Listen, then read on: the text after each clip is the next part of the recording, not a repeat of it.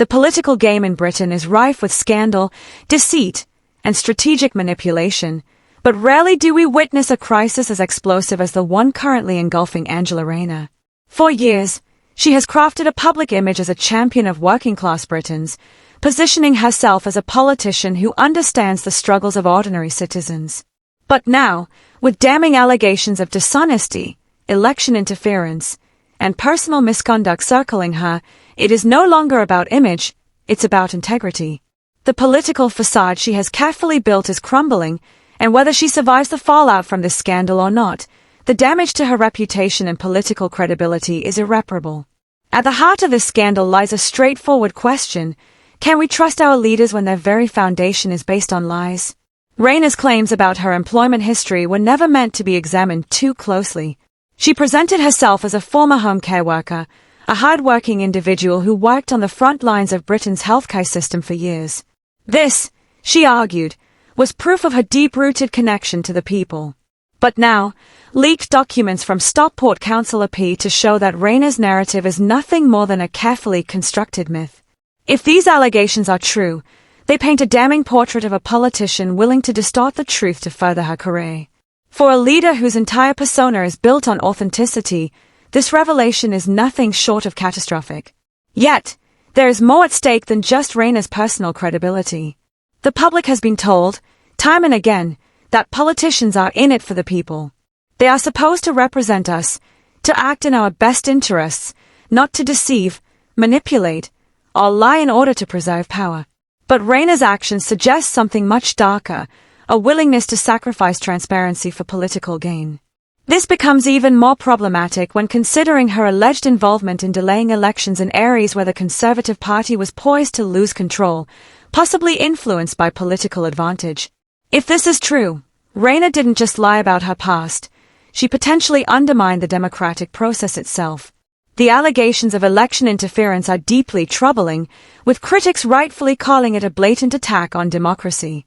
How can the public trust a leader who would so casually jeopardize the integrity of the electoral process? And what of her personal life? The scandal involving her alleged affair with Labour leader Keir Starmer only adds fuel to the fire. The idea that a leader of a major political party would embroil herself in such a scandal, especially at a time of heightened scrutiny, is nothing short of reckless. Even if these claims are untrue, the fact that they are being openly discussed in the public sphere speaks volumes about Rayner's political acumen, or lack thereof. If she cannot manage her personal affairs with discretion, how can she be expected to navigate the high-stakes world of national politics? A political leader's personal integrity is directly linked to their ability to govern effectively, and Rayner's behavior suggests a reckless disregard for both her public and private reputations. What we are witnessing is a perfect storm of political miscalculation and personal failure, and it would be a grave mistake to let Rayner off the hook. There are too many unanswered questions, too many contradictions in her story, and too many instances of misconduct that raise serious doubts about her ability to lead. If she is allowed to remain in office, it sends a message to the public that dishonesty, manipulation, and scandal are acceptable in British politics. It tells us that the rules don't apply to those in power, that integrity can be sacrificed for personal ambition, and that the people who are supposed to serve us are only interested in advancing their own careers. The time has come for Angela Rayner to face the consequences of her actions. This is no longer about personal vendettas or party politics, it's about restoring integrity to British politics. The allegations against her are not mere rumours, they are serious charges that demand investigation. If she cannot justify her actions, if she cannot clear her name and restore the trust she has broken, then she must step down. The public has had enough of politicians who believe they are untouchable, who think that their positions of power protect them from accountability. Rayner's position is no different from those of other politicians who have been forced out of office due to scandal, whether it's dishonesty, corruption, or misconduct. She must understand that the people are watching, and they will not tolerate leaders who have no respect for the truth. This is a critical moment for the Labour Party. The allegations surrounding Rayner cast a dark shadow over its leadership, undermining its ability to be taken seriously.